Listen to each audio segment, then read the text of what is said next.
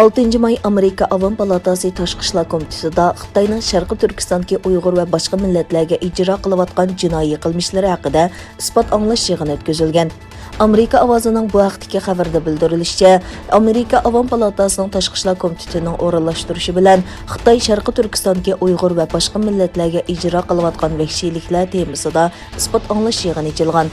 Tor orqali o'tkazilgan mazkur yig'inda Sharqi Turkistondagi jazo lagerlariga 10 oy qamalib chiqqan Tursunay Ziyovuddin xonim Amerika Avam Palatasi Tashqi ishlar komitetiga tunji qatim Uyg'urlarning jazo lagerida boshdan kechirayotgan ig'ir kunlari va o'zining kechirmishlari haqida guvohlik berib, Xitoyning Sharqi Turkistonda ijro qilayotgan jinoyatlarni oshkorlagan.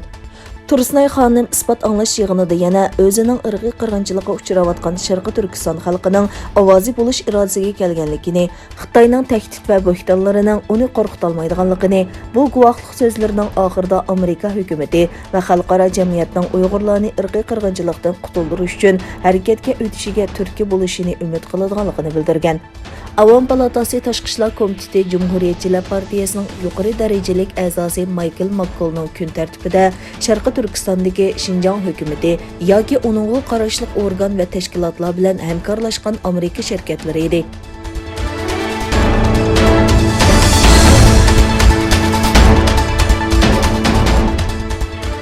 Bu haqda Amerika, Germaniya, Angliya qatorliq davlatlarning sohibxonligida Birlashgan Davlatlar Tashkilotida o'tkaziladigan Uyg'urlar haqidagi tor yig'ini Xitoyni qattiq beyaram qilgan.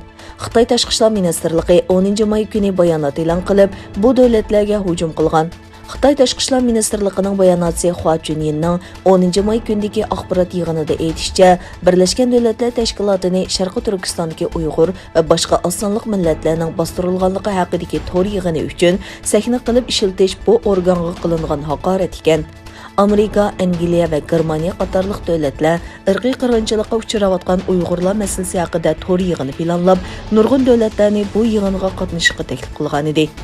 Reuters agentligining bildirishicha, Xitoy Birlashgan Davlatlar Tashkilotiga a'zo davlatlarga xat yozib, ularning bu yig'inga qatnashmasligini talab qilgan.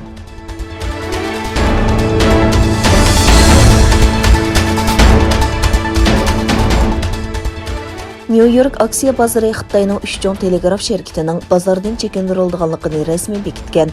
Bildirishicha, Xitoy ko'chma xabarlash shirkati, Xitoy birlashma xabarlashish shirkati va Xitoy telegraf shirkati oldingi juma bu haqda ayrim uqtirish tarqatgan bo'lib, mazkur qaror New York aksiya bozori Amerika aksiya komitetiga aloqador hujjatlarni topshirib, 10 kundan keyin kuchga ega bo'lar ekan. Bultur noyabrda Amerikaning sobiq prezidenti Trump ma'muriy buyruq imzolab, Amerikaliklarning Xitoyning harbiy, istixborot va bexatarlik organlari qo'llagan Xitoy shirkatlariga mablag' solishni cheklagan edi. Bayden hukumati bu ma'muriy buyruqni o'zgartmadi.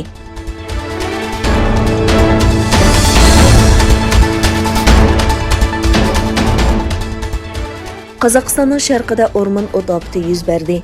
Reyder shahriga tarqalgan o'tda 35 uy kuyib ketgan bo'lib, bir odam qazo qilib, 2 odam yaralangan. Qozog'iston jiddiy ahvol ministrligining bayonotiga qaraganda, to'nugin kechda Qozog'istonning sharqidagi 300 gektar o'rmonlikda o't ofati yuz bergan. Shamol sababidan Reyder shahriga tarqalgan o't ofatida bir odam qazo qilgan, 2 odam og'ir yaralangan.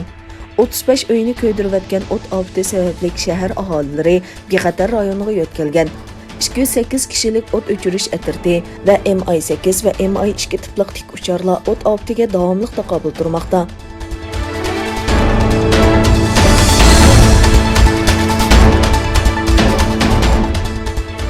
Egilinishcha, Isroiliyaning to'nugin kechda G'azzaga qilgan hujumida o'lganlarning soni 24 ga, yaralanganlarning soni 103 ga yetgan.